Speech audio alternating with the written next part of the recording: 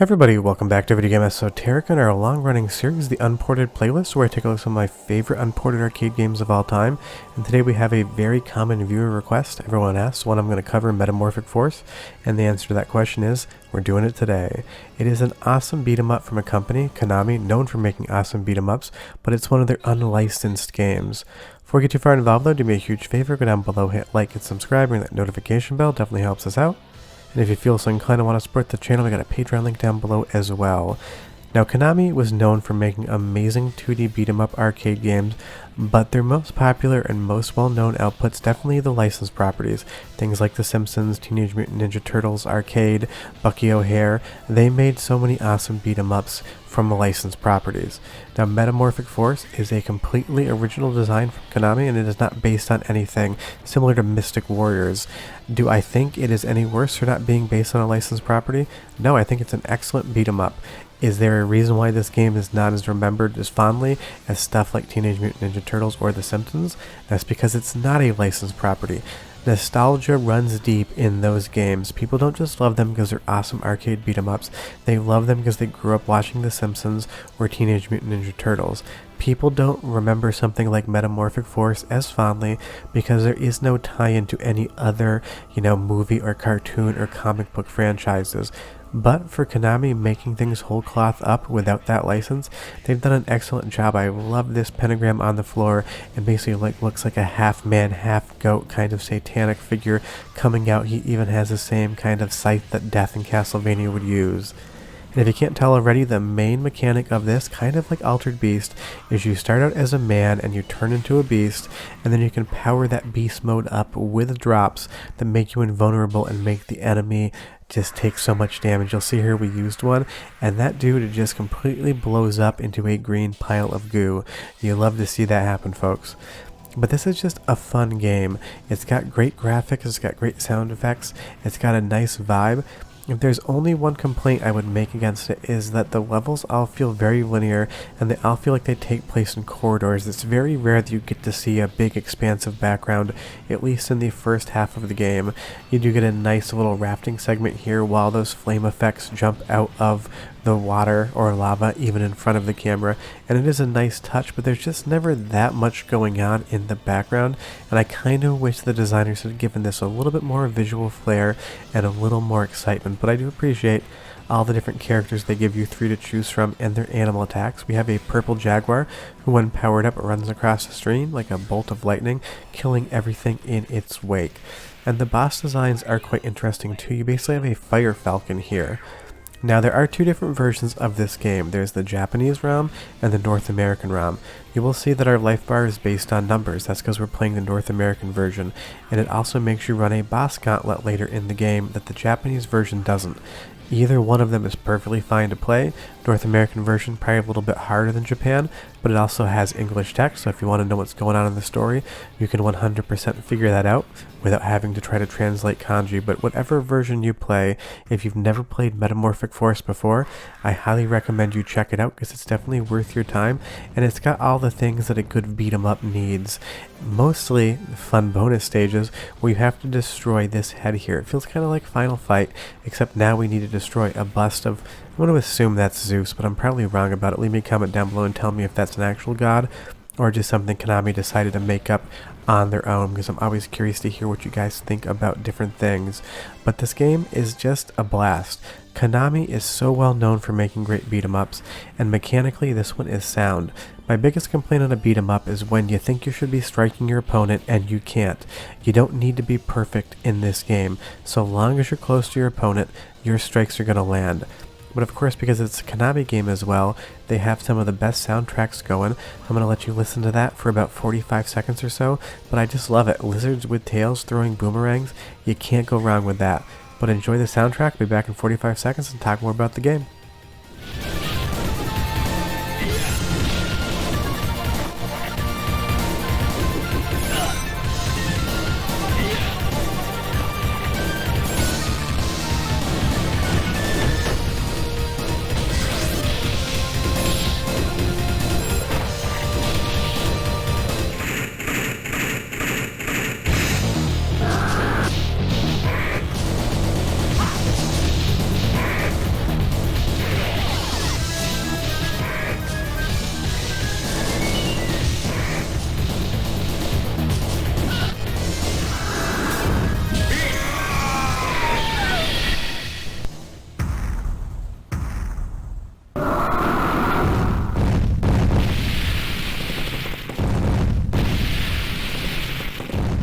So yeah, awesome soundtrack, a little bit sketchy sound effects. Now of course this is emulation, I don't own every single arcade board ever made, contrary to everyone's popular opinion.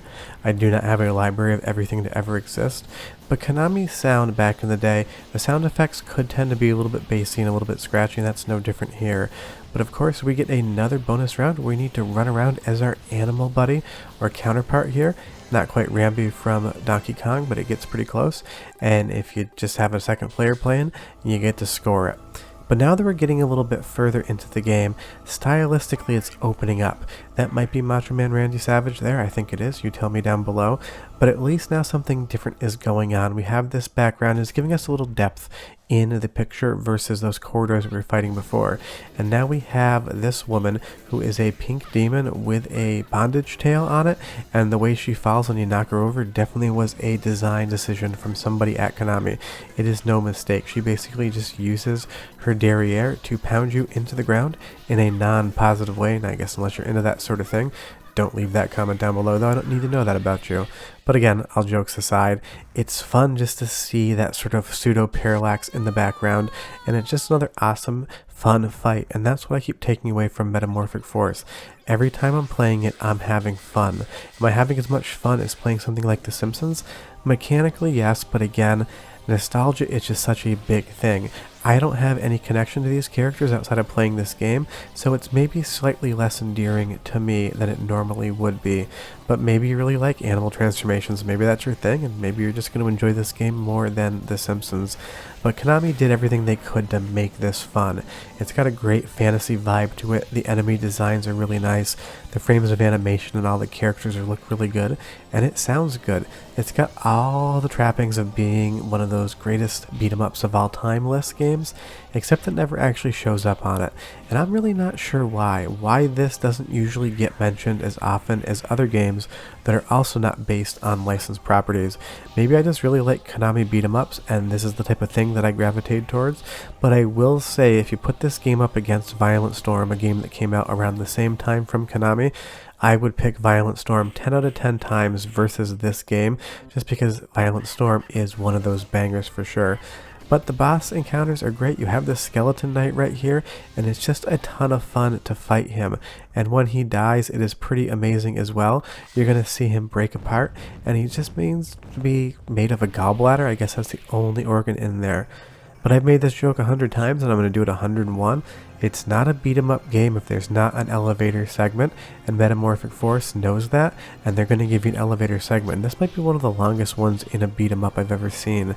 It is definitely designed to artificially elongate a game's length, and in this instance, when they want quarters, it's there to artificially inflate the amount of money that leaves your pocket and goes to the arcade operator, because revenue from a cabinet is the only thing operators care about.